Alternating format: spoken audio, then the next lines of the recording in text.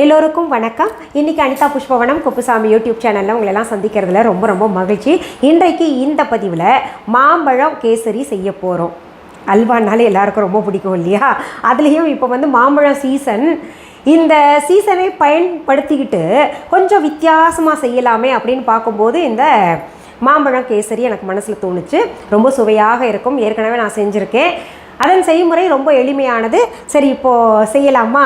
முதல்ல நம்ம என்ன பண்ணுறோன்னா, அதற்கு 3/4 கப் இந்த கேசரியை செய்வோம் இல்லையா, அதற்கான ரவை எடுத்துக்கணும். அதாவது இதுக்கு பட்டண ரவைன்னு சொல்லுவாங்க கோயம்புத்தூர் பக்கத்தில். வெள்ளை ரவை இருக்குது இல்லையா, அதை எடுத்துக்கோங்க. வாணலி சூடாகட்டும். இது நெய்யில் அல்லது உங்களுக்கு விருப்பமான எண்ணெயில் செஞ்சுக்கோங்க. நான் நெய்யில் செய்கிறேன். நான் இப்போ வாணலி சூடாயிடுச்சு. கிட்டத்தட்ட 3-4 டேபிள் ஸ்பூன் நெய் விட்டுக்கலாம். நம்ம வீஹா நெய்.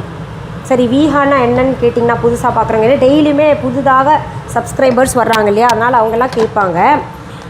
வீஹா.ஆன்லைன் அப்படின்றது பார்த்திங்கன்னா எங்களுடைய ஆன்லைன் ஷாப். அது உருகிட்டு அது வரைக்கும் நான் சொல்லிடுறேன். வீஹா.ஆன்லைன் என்பது பார்த்திங்கன்னா எங்களுடைய ஆன்லைன் ஷாப். இப்போ அது உங்களுடையது.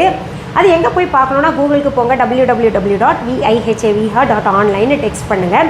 அங்கே மிஸ்ஸஸ் அனிதா குப்புசாமி விஹா.ஆன்லைன் அப்படின்னு ஒரு வெப்சைட் ஓப்பன் ஆகும். அதுதான் பார்த்திங்கன்னா எங்களுடைய ஆன்லைன் ஷாப். அதில் நிறைய பொருள்கள் இருக்குது.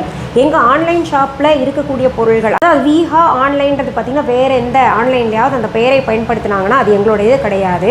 அதே போல் என்னுடைய புகைப்படத்தை, என்னுடைய வீடியோவை, என்னுடைய பெயரை பயன்படுத்தி யாராவது இது மேடம்து தான், அவங்கக்கிட்ட இருந்தால் அந்த பொருள் வாங்கி கொடுத்துக்கிட்டு இருக்கோம் அப்படின்னு சொன்னாங்கன்னா அதுவும் உண்மை கிடையாது.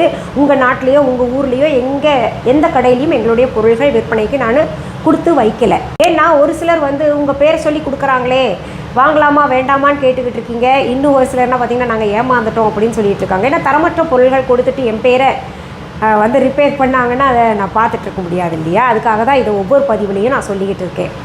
சரி, நேரடியாக பொருள்கள் வாங்கினா எங்கே வாங்கணும் அப்படின்னு கேட்டிங்கன்னா, சென்னை ராஜா அண்ணாமலைபுரத்தில் இருக்கக்கூடிய எங்களுடைய வீஹா ஷாப்புக்கு வாங்க. இதோட கூகுள் மேப்பில் வீஹா ஷாப் சென்னை ராஜா அண்ணாமலைபுரம்னு போட்டிங்கன்னா உங்களுக்கு மேப் டைரக்ட் பண்ணிவிட்டு கொண்டு எங்கள் கடையில் விட்டுரும். சரி, இந்த மாதிரி நேரத்தில் இந்த கொரோனா உச்சக்கட்டத்தில் இருக்குது. எங்கள் நாட்டுக்கோ எங்கள் ஊருக்கோ உங்கள் பொருள்கள் சேருமா, குரியர் மூலமாக வீட்டுக்கு வருமா அப்படின்னு கேட்டிங்கன்னா, அதற்காக நாங்கள் சிறப்பு ஏற்பாடுகள், அதாவது ஸ்பெஷல் அரேஞ்ச்மெண்ட் செஞ்சுருக்கோம். அதனால் வரும், நீங்கள் கவலைப்பட வேண்டாம். ஏன்னா சிலர் கேட்டுக்கிட்டு இருக்கீங்க இந்த நேரத்தில் நாங்கள் ஆர்டர் போட்டால் வருமா அப்படின்னு. வரும். சரி, இப்போ பாருங்கள், நான் பேசுகிறதுக்குள்ளே நெய் உருகிருச்சு. இதில் என்ன பண்ணுறோம், நம்ம இந்த ரவை இருக்கு இல்லையா, அதை கொட்டிக்கலாம். இந்த ரவையோட, அதான் 3/4 கப் எடுத்திருக்கேன்ல, கொஞ்சம் நெய் கூடுதலாக தான் போட்டு செய்கிறேன். நல்லாயிருக்கும், எனக்கு பிடிக்குன்றதுனால போட்டிருக்கேன்.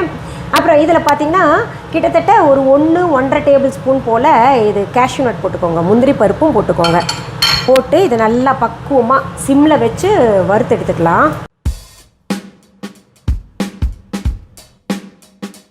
இப்போது அது சிம்மில் வச்சுட்டேன். அதுக்குள்ளே நம்ம என்ன பண்ணலான்னா, ஒரு மிக்சர் எடுத்துக்கோங்க. அதில் மாம்பழம் இருக்குது இல்லையா, அது ஒரு மாம்பழம் எடுத்துக்கோங்க. ஒரு மாம்பழம் எடுத்தாலே, நல்லா பெரிய மாம்பழம் நான் எடுத்தனால 1 கப் முழுக்க வந்திருக்கு. சின்ன மாம்பழமாக இருந்தால் நீங்கள் 2 மாம்பழமாக எடுத்துக்கோங்க. அதை துண்டுகளாக நறுக்கிட்டு இதில் போட்டு அரைச்சிக்கலாம். இதுக்கு என்ன மாம்பழம் பயன்படுத்தணும் அப்படிங்கிறீங்க, நல்லா பழுத்த மாம்பழம் எது வேணால் எடுத்துக்கோங்க. ஆனால் நார் இல்லாதது நல்லாயிருக்கும், சுவை தரும். இது நான் பயன்படுத்திக்கிறது பார்த்திங்கன்னா பங்கனப்பள்ளி எடுத்திருக்கேன். பங்கனப்பள்ளி, இமாம் பசந்த், அந்த மாதிரி உங்களுக்கு எந்த மாம்பழம் சுலபமாக கிடைக்குதோ அதில் நார் இருக்கக்கூடாது. எடுத்து துண்டுகளாக்கிட்டு நல்லா கூழ் மாதிரி அரைச்சிக்கலாம். இப்போ இந்த மாம்பழம் பாதியாக அரைச்சிருக்கு. நான் இப்போ இதில் என்ன பண்ணுறேன், சர்க்கரை உங்களுக்கு எவ்வளோ தேவையோ அவ்வளோ போட்டுக்கோங்க. நான் கிட்ட ரொம்ப குறைச்சி சர்க்கரை சாப்பிடுவோம் நாங்கள். அதனால் ஒரு 2 டேபிள் ஸ்பூன் போல் எடுத்திருக்கேன். மாம்பழம் இனிப்பும் இருக்குது. புளிப்பாக இருந்ததுன்னா நீங்கள் நிறைய சர்க்கரை சேர்த்துக்கோங்க கொஞ்சம். இதையும் போட்டு அரைச்சிடலாம். இப்போ பாருங்கள், ரவா நல்லா செவக்க வறுத்தாச்சு. நல்ல மணம் வரும், ஒரு மாதிரி வறுத்த மணம் வரும். அந்த நெய் கூட சேரும்போது இன்னும் அப்படியே சாப்பிட்லாம் போல இருக்கும், எதுவுமே சேர்க்காம. அவ்வளோ டேஸ்ட்டாக இருக்கும். சரி, இப்போ அடுப்பை அணைச்சி நான் என்ன பண்ணுறேன், இந்த பாத்திரத்தில் இந்த வறுத்த ரவாயை கொட்டிக்கலாம்.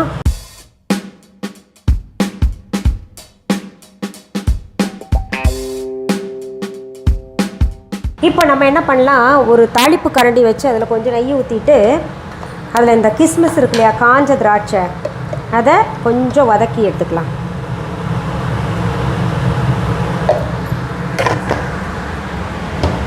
நெய் உருகட்டும்.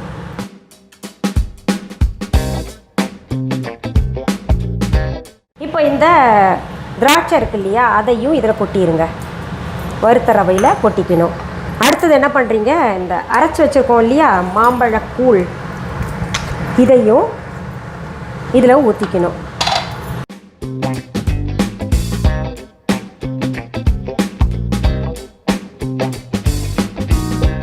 அடுத்தது நம்ம என்ன பண்ணலாம், இந்த ப்ரொசீஜர் போகிறதுக்கு முன்னாடி இந்த கடாய் இந்த அடுப்பில் வச்சுக்கலாம். அதே கடாய் வச்சுக்கிட்டு நான் என்ன பண்ணுறேன், 1.5 டம்ளர் போல் தண்ணி ஊற்றிக்கிறேன். தண்ணி நல்லா கொதிக்கட்டும்.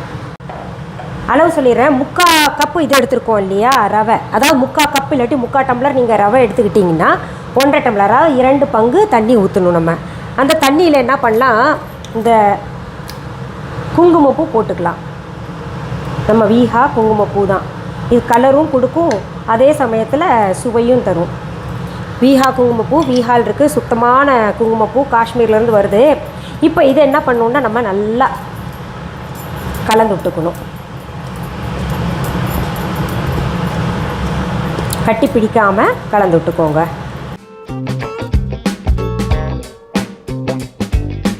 பாருங்கள், கட்டி பிடிக்காமல் கலந்தாச்சு. இப்போ இதில் நான் சர்க்கரை பார்த்தேன். மாம்பழம் கொஞ்சம் புளிக்கிறதுனால இப்போ இதில் சர்க்கரை கம்மியாக இருக்குது. மாம்பழம் லைட்டாக புளிக்குது. அதனால் நான் என்ன பண்ண போகிறேன், இந்த தண்ணியிலேயே கொஞ்சம் சர்க்கரை சேர்க்க போகிறேன். ஒரு 4 டீஸ்பூன் போல் சர்க்கரை சேர்த்துக்கிறேன். மாம்பழம் புளிக்குது, அந்த புளிப்பு எடுக்கிறதுக்காக. தண்ணி நல்லா கொதிக்குது.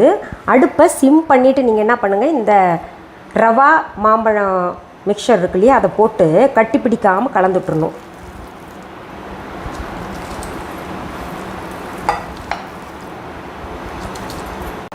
இப்படி நல்லா கலந்து விட்டுருங்க. இதில் பார்த்தீங்கன்னா நான் கலர் சேர்க்கலை. இது இயற்கையாக அந்த குங்குமப்பூ சுடுதண்ணியில் போட்டோம்ல நம்ம அந்த கொதிக்கிற தண்ணியில், அதுவே இயற்கையான நிறம். அப்புறம் அந்த மாம்பழ நிறம், இது ரெண்டுமே இயற்கையாக இருக்கிற காரணத்தினால நமக்கு ஃபுட் கலர் சேர்க்க வேண்டாம். ஃபுட் கலர் அதிகமாக எதுவுமே சேர்க்காமல் பார்த்துக்கோங்க.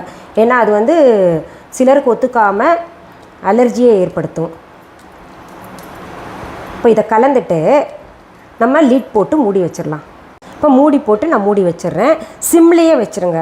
அந்த எவ்வளோ தண்ணி இருக்கோ அதுலேயே ஃபுல்லாக நல்லா வேகட்டும். அதில் இருக்கக்கூடிய தண்ணியும் விழும் இல்லையா, லிட்டில் இருக்கிறது சரியாக பக்குவமாக வெந்திருக்கும். வெயிட் பண்ணலாம். இப்போ பாருங்கள், பக்குவமாக ஆயிருக்குங்க. இதில் நான் இப்போ என்ன பண்ணுறேன், ஏலக்காய் வந்து எப்போவுமே நான் தட்டி வச்சுருப்பேன் கொஞ்சம் அதிகமாகவே. ஏலக்காய் பொடி சேர்த்துக்கிறேன். இதை நல்லா கலந்து விட்டுறலாம்.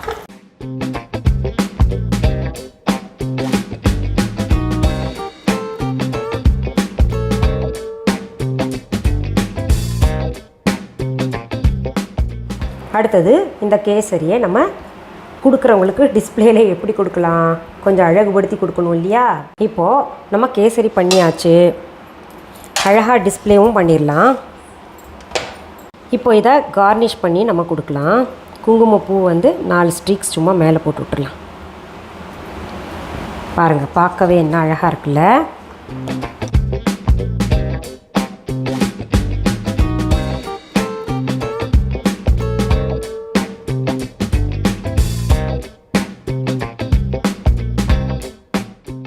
இப்போ பாருங்கள், இந்த மாம்பழம் கேசரி நல்ல மாம்பழ மணமும் இருக்குது, கேசரி மணமும் சேர்ந்ததுன்னா ஆஹா, கூடுதலாக சாப்பிடுவோம். நம்ம சாதாரண கேசரியை காட்டிலும் இது நல்லாயிருக்கும். என்னடா ஒரு வெரைட்டி. நம்ம யாராவது கெஸ்ட் வந்தாங்கன்னா அவங்கக்கிட்ட இந்தாங்க அப்படின்னு நீட்டும்போது அவங்க ஆஹா என்னம்மா க்ரியேட்டிவிட்டி அப்படின்னு நினைப்பாங்க இல்லையா. இது வந்து நான் முதல்ல நைவேத்தியம் பண்ணிட்டு வந்துட்டேன். முருகனுக்கும் விநாயகருக்கும் ரொம்ப பிடிச்ச பழம் அப்படின்றதுனால கேசரியும் இருக்குது. அதனால் நைவேத்தியம் பண்ணிட்டு வந்துட்டேன். இப்போ அடுத்தது நான் சாப்பிட்டு பார்க்குறேன். சரி,